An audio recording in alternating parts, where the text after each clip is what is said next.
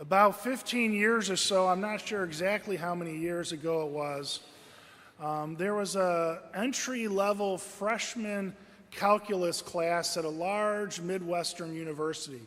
In fact, it's one of the Big Ten schools, I won't mention which one, a school with 50 or 60,000 students. And so this entry-level, first-level freshman calculus class had about 1,000 students in it. So it was conducted in this huge lecture hall.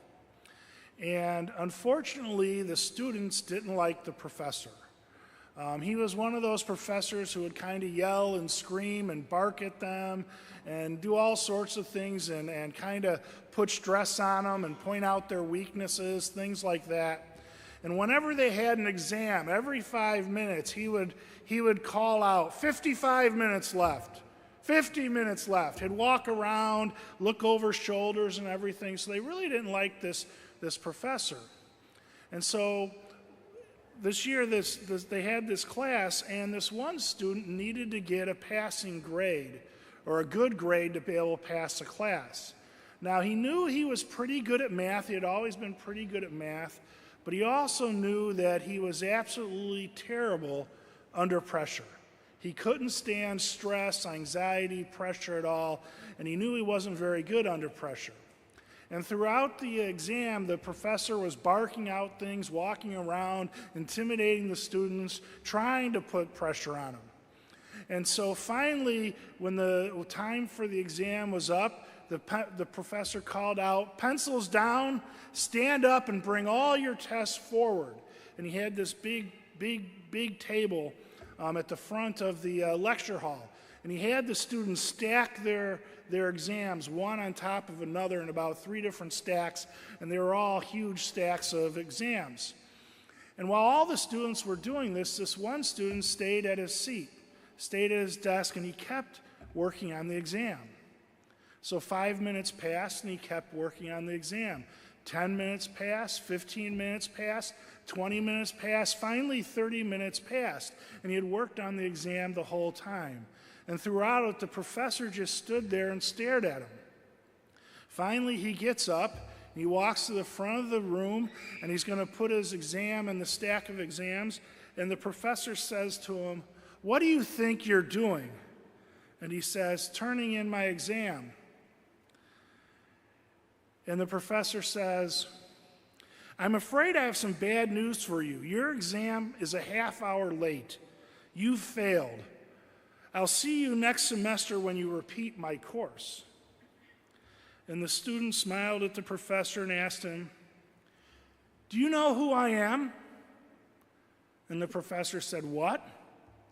And so the student rephrased the question, "Do you know what my name is?" And the professor said, "No, of course not." And the student said to him, "I didn't think so."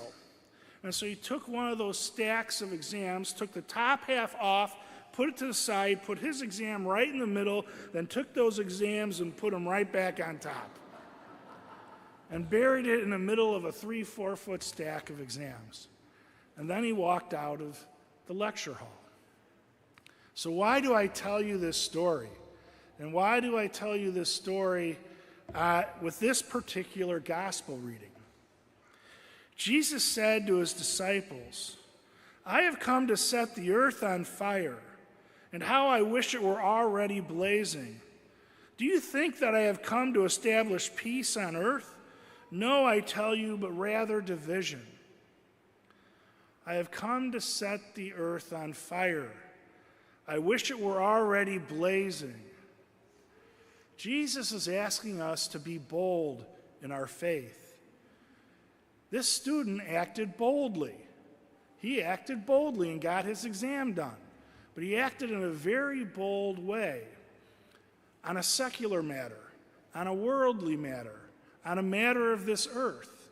And we're willing to do that all the time, act boldly about something that's in our lives that's here on earth. But are we willing to act boldly for our faith? Are we on fire for our faith? If we think about our Lord Jesus Christ, he proclaimed the gospel with boldness in his words and his actions. He healed lepers. He raised the dead. He spoke with the woman at the Samaritan woman at the well. He did all sorts of things to act and speak boldly to proclaim God's love for everyone. He boldly went to the cross and suffered and died and rose for us.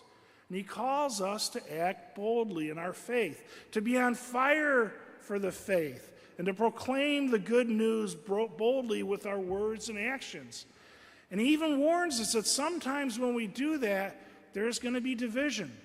There's going to be people that reject us, maybe in the community, maybe even in our own families. But we're still called to proclaim his good news boldly and be on fire for the faith. Think about it this way. Who here likes lukewarm coffee?